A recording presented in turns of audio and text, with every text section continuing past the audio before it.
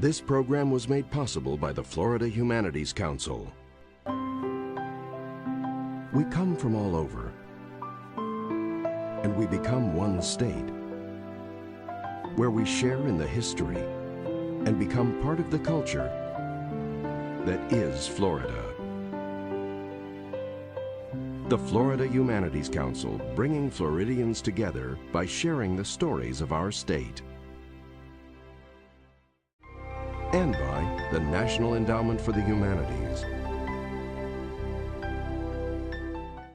Additional funding for preserving our waters is provided by the beaches of Fort Myers and Sanibel and by the Charlotte Harbor National Estuary Program.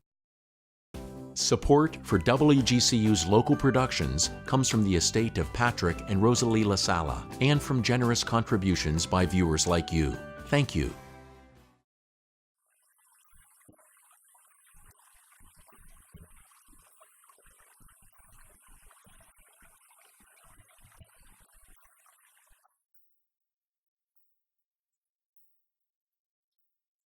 Here on the backside of Fort Myers Beach is one of Florida's most productive and serene estuaries. When you're back in the mangroves and you're out of sight of the condos and the high-rises, it can seem like the bay has changed little since the native Calusa Indians were here. But Estero Bay could have evolved very differently. A plan was on the table to remove mangroves and seagrasses along the bay's coastline and replace them with seawalls, paving the way for canals and development. That was more than 50 years ago when a group of Lee County residents had a vision about the future of Estero Bay. That moment in time in the 1960s was pivotal in the environmental movement. Silent Spring was published in 1962. Apollo 8 gave us Earthrise, our first view of Earth from space. And the first Earth Day was in 1970. In the middle of all of that, Lee County residents drove the creation of what would become the first aquatic preserve in Florida. Their vision was that submerged lands and the water on top of them belongs to all of us. I'm Win Everham, Professor of Marine and Ecological Sciences at Florida Gulf Coast University, and I've been studying and teaching about Estero Bay for 20 years. This is the story of preserving our waters, 50 years of the Estero Bay Aquatic Preserve. Lifelong resident of Lee County, Bill Meller, was a leader in creating that vision for Estero Bay. And you were born here in Lee County? Born right here in Fort Myers, down on Fowler Street. People ask me where you're from, and I say Fowler Street. You must have got out on the bay when you were young. I guess one of my first times down here would be out in 1937. We liked to come here to Estero Bay to spend the weekends. Back then, the water was beautifully clear, and the fish were in here just unlimited. There's just unlimited amount of fish in there. When you guys started the LCCA, that was in the 50s, right? Yeah, Lee County Conservation Association, yeah. And that was when we first heard this proposal to come in and turn all of Estero Bay into a city of about 8,000 or 9,000 people. Up until then, there'd been an awful lot of dredging up of bays and that sort of thing. And one of the very worst was Boca Ciega Bay up at St. Petersburg. They just dredged up the entire bay up there and destroyed it. And when all this was proposed, we all realized that could be a disaster. So there was arranged, a whole group met and decided that this was going to be a joint effort. So that was where Lee County Conservation Association was born, out of those meetings there. At one point, the LCCA had membership numbers greater than 50% of the registered voters in Lee County. That gave them a voice that got local and state representatives listening. Why do you think they all got involved? They knew how important it was to protect the bay? It created a real stir, and a lot of people brought it to their attention, and they began to realize that if we did not preserve some of this, the estuary areas, the estuary is the factory that manufactures your fish. And you destroy those, and you won't see any more snook or redfish. It'll cut them way down. So, not everyone was in favor of an aquatic preserve. Private landowners and developers had purchased land with the anticipation of making a large return on their investment. The aquatic preserve would mean that they could not clear the mangroves and establish waterfront property. We thought we had things pretty much under control until some years, and then All of a sudden we wound up and we found out it wasn't, simply making the argument on the basis that, gee whiz, a lot of our food comes out of that, good for fishing. We realized it had to go more than that. So several of us, including myself, began to study law. The legal context goes back over 100 years, with laws changing from requiring landowners to improve their shoreline with filling and bulkheads to laws that place those submerged lands as a public trust. Well, it wasn't until we could actually sit down and cite law that they took us seriously. We managed to get the aquatic preserve, Estero Bay, declared an aquatic preserve, which was a new thing. And after we got that done, there were other people all around the state. Until today, there are 41 aquatic preserves all around the state now. So as you guys were fighting that for 8 years, was there moments where you said, we might not make it? Well, there was always a battle going on, but never at any point did anyone ever feel like they're going to quit and give up. Did you ever remember thinking when you were fighting this 50 years ago, did you have a sense of what you wanted the bay to look like in 50 years? Is it there? I wanted to look exactly like it did 50 years ago. That was the point of it. I don't know if I've ever talked to anybody who's been here as long as you have, but people who've been here 30 years, 40 years, mostly talk about it's not as good as it used to be, rather than it's a lot better than it might have been.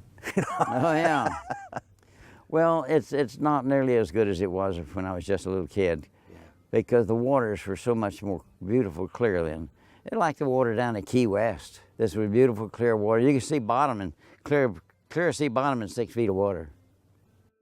Do you see other leadership emerging? Do you see other people who care the way you do? Oh, yes. I think this, for instance, this Estero Bay Buddies, we are seeing that sort of thing appear in other places too. So I think it will be carried on. But you have to watch it all the time. It's one of those cases where you have to win every battle. You lose one, and you can't reverse it. It's very important in any case to have a persistence of vision. None of these things happened rapidly. The reason we have Estero Bay protected today, and the reason we have the conservation lands we have, and the reason we have a chance to improve the situation, make it better, is because of persistence of people over decades. And you just have to continue to try to protect that thing which you value the most, which is the quality of life that makes Florida, Florida, and Estero Bay the unique gem that it is for Lee County. Estero Bay was the first preserve, and it was because of the citizens of Estero Bay that it was even established. And I think once citizens across the state were seeing what Estero Bay was doing, they wanted to preserve the submerged lands that were special to them. And so a special task force was established. They looked across the state. They identified 26 areas that they thought needed additional protections. And that really was the foundation for the network, because it was after those 26 areas were recommended to be established as aquatic preserves that the Aquatic Preserve Act was passed in 1975. And that was the start of the system. And today we have 41 aquatic preserves, 2.2 million acres are being set aside for management, to benefit everybody.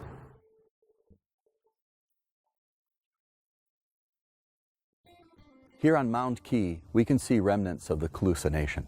They farmed the estuary and as the result, built a healthy economy and a vibrant culture. Well, Estero Bay is essentially ground zero for early Spanish contact with the Calusa, which was the most powerful group of Native Americans in all of South Florida. And so literally right from the first contact with Juan Ponce de Leon in 1513, what was known as the Bay of Carlos, or now Estero Bay, was a major point of interaction between Europeans and Calusa. Well, it's not just a coincidence that Mound Key was the capital of this vast Calusa domain. It held apparently about 1,000 residents on that one island at the time of the Spanish contact. And so that tells us a lot about the fact that Estero Bay was hugely productive and could support large numbers of people. So Estero Bay itself is just one of the most productive landscapes and waterscapes in all of South Florida. What if the Spanish had never come to this coast? Would the Calusa still rule? Only if they had continued to be good stewards. Their whole society was based on maintaining a healthy and productive estuary. Commercial fishermen also appreciated the bay's productivity, and many families settled here to make a living off the fertile waters of Estero Bay. My grandparents were Mamie and Drain Weeks. They settled this on Estero Bay. In 1923, they moved down here. And then they really opened up for the marina and all that to enjoy the Estero Bay and make a living off of it. It was always called Weeks Fish Camp. It was a commercial fishing village. It wasn't an angler village. We all made a living commercially off the bay. They'd catch trout, they'd catch sand brim, a lot of stuff, but the mainstay was mullet. They can always catch mullet and have enough to eat. I mean, it was a mainstay of Southwest Florida. Granddaddy, when he bought the property here at Weeks Fish Camp and decided to make a commercial fishing out of it, he never wanted to let this property go out of the family name because they can always at least come here and catch fish in the bay and feed their families no matter what happened with the Depression again or anything else. At least we had a way of feeding our families. The fishing in the bay was really plentiful. A good fisherman like the Johnsons, we would go out at night and we'd average 3,000, 3,500 pounds a night per boat fishing for them in the good times. My dad and his brothers, they would try to become entrepreneurs. They'd gather up all the fiddler crabs they could, and they had a sign sitting there saying, "Fiddler crabs for sale, see the Weeks boys." So they tried to sell anything that we could do to make money back then and stay doing what we love to do out here. When it was first established, the Estero Bay Aquatic Preserve protected the submerged lands just south of Matanzas Pass to Big Carlos Pass. In the 1980s, our evolving understanding of what was needed to preserve the bay led to an expansion down to Little Hickory Island, bringing the preserve to its present 11,000 acres, all the way south to Bonita Beach Road. Today, the Florida Department of Environmental Protection's Florida Coastal Office manages the Aquatic Preserve Program. Becky Prado is the Deputy Director. She works with the Aquatic Preserve managers to oversee and maintain the areas. So our aquatic preserve managers rely on citizens. They're advocates for our aquatic preserves. They're stewards for our aquatic preserves. They're the people that are boating on the waters, they're fishing on the waters, they're swimming on the waters, and so they're essential to all of our management activities. They help provide volunteers for the shorebird or the rookery monitoring, the seagrass monitoring, the water quality monitoring. They're helping educate the communities on the importance of the preserve. Some of them engage with our nonprofit organizations that they've established to help support the aquatic preserves. In Estero Bay, we have the Bay Buddies, and they help coordinate volunteers to help with cleanup events or with our monitoring. So we couldn't do any of it without the citizens and our volunteers. The challenge for the next 50 years is to continue to recognize that protecting the bay involves protecting the water and the land upstream. If you look down on a watershed, the tributaries that feed the estuary look like the roots of a tree connecting the land to the sea, just as the roots connect the soil to the tree. A healthy tree needs functioning roots. Estero Bay needs tributaries that feed clean water in the correct amount with the correct timing. The watershed or drainage basin for Estero Bay spans nearly 360 square miles and is fed by 5 major rivers and creeks: Hendry Creek, Mulock Creek, Estero River, Spring Creek, and the Imperial River. Well, basically, you need to protect the watershed because the quality of the estuary starts at the very top of the watershed and the highest of the uplands and the xeric scrubs and xeric pine flatwoods. So all the activities that happen within the watershed affect the downstream waters. When you have agricultural activities or development activities happening upstream that are cutting off flow, that are introducing more pollution, all of that is going to collect and be conveyed downstream and ultimately going to affect the downstream receiving water. And that's what Estero Bay is, a downstream receiving water. So it's really where the rubber hits the road and you see all of the activities in the upper reaches of the watershed coming to fruition and how they impact the ecological health of the bay. Conservation lands provide a myriad of ecosystem services. The water quality is cleaned by the vegetation in the soils, and it provides a cleaner water that goes to the estuary with a periodicity through a hydrology at the right time of the year to serve the fisheries that are in the harbor. In the 1990s, the Estero Bay Buffer Preserve State Park was established to help protect the bay and has grown steadily with lands that were acquired through programs like CARL and now Florida Forever, and local programs like Lee County's Conservation 2020. These conservation lands are a critical buffer for the downstream waters of Estero Bay. To be a resident of Lee County is to be part of a legacy of public land preservation, the first aquatic preserve, the preservation of 6-mile cypress slough, the establishment of the Lee County Conservation 2020 program, all show that Lee County residents have always valued public lands.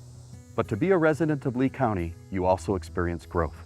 Since the establishment of the Aquatic Preserve, Lee County has grown from approximately 70,000 to over 700,000 people.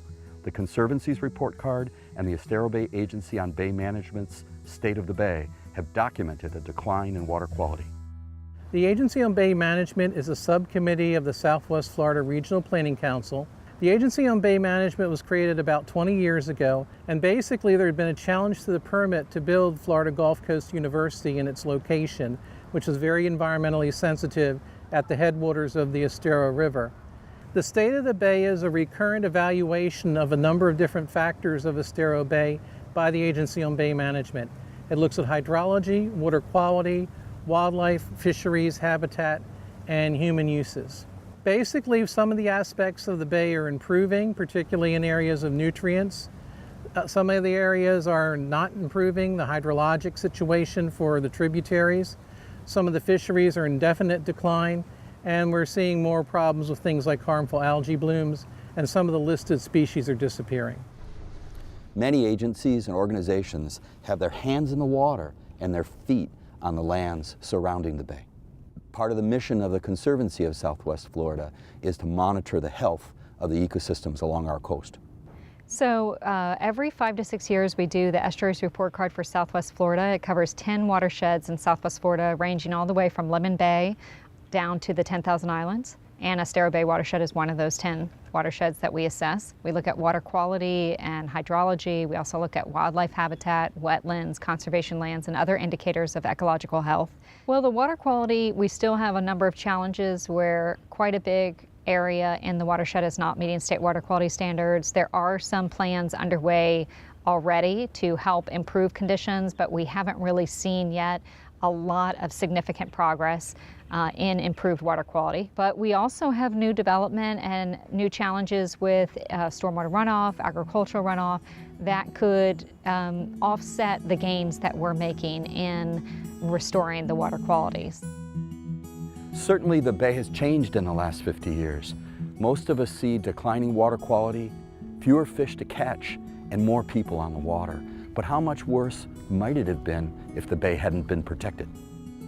If Estero Bay hadn't been protected as an aquatic preserve, and if the citizens of Lee County hadn't fought to protect it from developments, well, basically the water quality would be in horrible shape. There would be no mangroves around the eastern system. It would be turbid, it would lack the seagrasses, it would be horrible loss of fisheries. There would be very little water quality, and the people sitting in that urban waterfront would see brown, turbid, and unpleasant water in front of them. One thing we have to understand, it requires effort to sustain what we love. Just like anything, neglect will usually result in it deteriorating. We have to put attention and resources towards protecting these things. If we want to sustain them, they will not do it on their own without our efforts. Tarpon absolutely just tear these up. We're with the backcountry fly fishers. We try to do conservation projects when we can.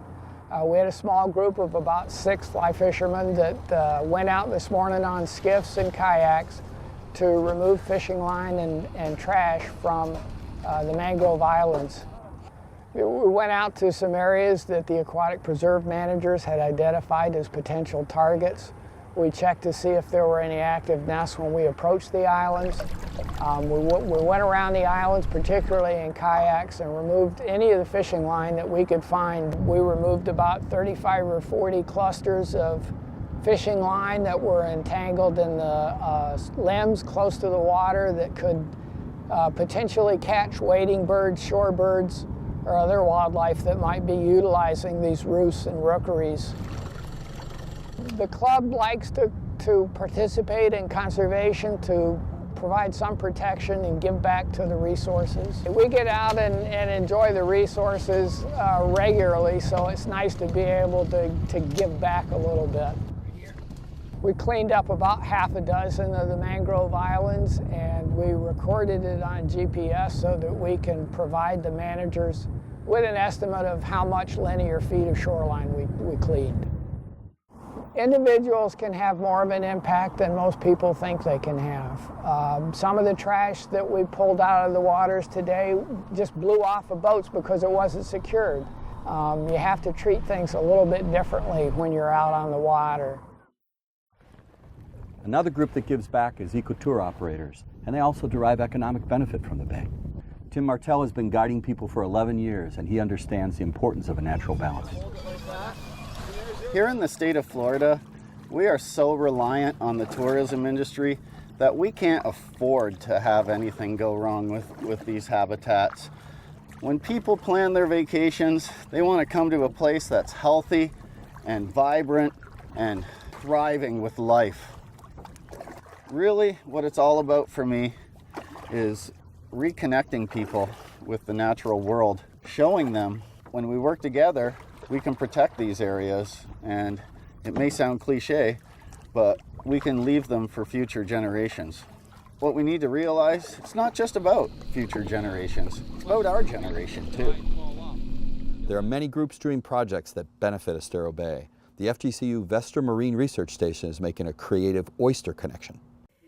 We've got a nice hockey connection going on here. I coach the D3 club. The boys were down here helping out with some of the other projects, and one of the guys came up with the idea of why don't we do something with these broken hockey sticks. These sticks are made out of a composite material. This carbon composite material is not recyclable in any way. So basically, these sticks are going right from the ice into a dumpster out to the landfills. So we're taking these, which would be otherwise non-recyclable materials, and we're recycling it to provide habitat for oysters.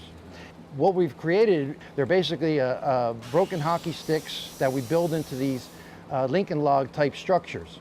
And these Lincoln log structures are then placed underneath commercial as well as residential docks. They'll be eventually encrusted with filter feeders such as sponges and oysters. And these sponges and oysters have incredible water filtration that allows some of these units to, they'll be able to filter quite a bit of water, and cleansing that water is a big thing for here local waterways such as Estero Bay. And it's not just the units going in the water, it's the education of why they're doing it is the most important thing. People have to have an understanding. And when we're talking about the understanding, let's talk about starting at the basics. And there's nothing more basic in the environment than the oyster. And when you start with the oyster, everything else will just fall into place. As has always been the case, the health of the bay in the future will be tied to the people who care. Basically, there's a wide variety of things people can do. Take the time to take a look at what your activity is doing and determine whether you think it's going to be good for the environment. I mean, all of our bays in Florida have challenges. We have conflicting uses, but there are a lot of things that we can do. Just making a good environmental choice as far as how you clean your home, making a good environmental choice in terms of how you fertilize your lawn. All of those materials can collect in our waterways, and just like fertilizer grows green grass, when it gets into waterways it grows green algae. So if we don't want our waterways to turn green with algae, we need to be more careful with how we apply the fertilizers and how we use them. If you're getting ready to buy a boat, or you already have a boat, you can look at those areas within the aquatic preserve that you like to visit and make sure that the size of your boat is appropriate so that you're not dragging on those submerged lands and resources. The fishing line, most people can get in and remove fishing line when they get tangled in the mangroves, and it will prevent entanglements with wildlife. And the best thing I think anybody can do is get out and enjoy the aquatic preserve. I mean, I think all of our bays and all of our estuaries need our visitors to see what's out there, to know what's worth protecting, and see where it is. What I really would like to see is everybody see these many adventures. I've got stories I'll never forget. I like to have people beyond me to have stories never to forget. So 50 years from now, what will Estero Bay look like? We can be pretty sure there'll be more people in the watershed, and we can be pretty sure that the preserve will be bigger because sea level's rising. 50 years from now, what will people think about us, the temporary stewards of this watershed? Will they honor our efforts or wonder why we ignored the issues? Since its establishment, the preserve has grown. The area in the watershed targeted for acquisition has grown. The human population and development within the watershed has exploded, but so has the number of people who care and the number of organizations guiding us towards a more sustainable future. So 50 years from now, I want the citizens of Florida to be able to enjoy the exact same things that we get to enjoy within our aquatic preserves. I want them to be able to go out and catch fish. I want them to be able just to see the birds and the seagrasses just like we do today, if not even more expanded. I think the sky is the limit when we start looking at the future, and we can just continue to see improvements and continue to use the preserves. That was a long time ago. Yeah. Still making a difference today. I guess so. We still got a bay. We still got a bay.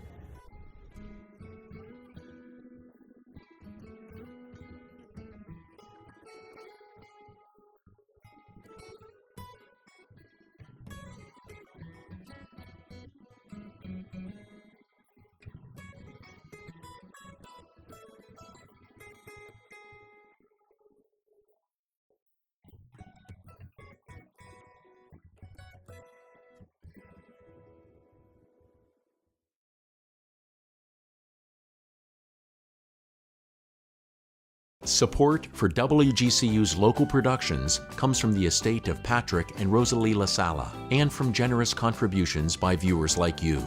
Thank you. To include WGCU in your legacy planning, visit WGCU.org.